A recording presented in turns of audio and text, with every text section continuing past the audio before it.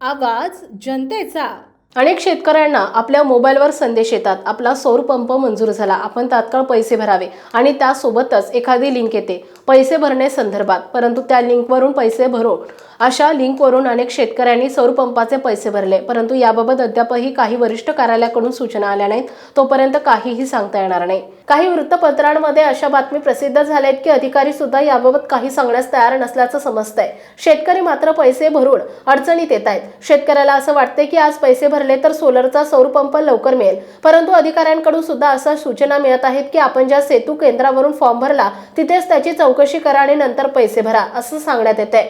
परंतु सत्य परिस्थिती काय आहे हे शेतकऱ्याला सुद्धा कळेनासं झालंय। त्यामुळे याबाबतच्या सूचना स्थानिक विद्युत कार्यालयामार्फतच पैसे भरण्याबाबत देण्यात याव्यात। शेतकऱ्यांना याबाबत स्थानिक कार्यालयाकडून मार्गदर्शन देऊन सौर पंपाचे पैसे भरू शकतात। त्यामुळे शेतकरी अडचणीत येणार नाही आणि आपले पैसे इतरत्र कुठे जाणार नाही याची खात्री होईल। हा संभ्रम दूर व्हावा यासाठी याबाबत शासनानं आणि प्रशासनानं संयुक्तिक निर्णय घेऊन शेतकऱ्यांप्रती आदरभाव व्यक्त करत देशोधडीला शेतकरी लागू नये अशी अपेक्षा शेतकरी वर्गातून होतीये।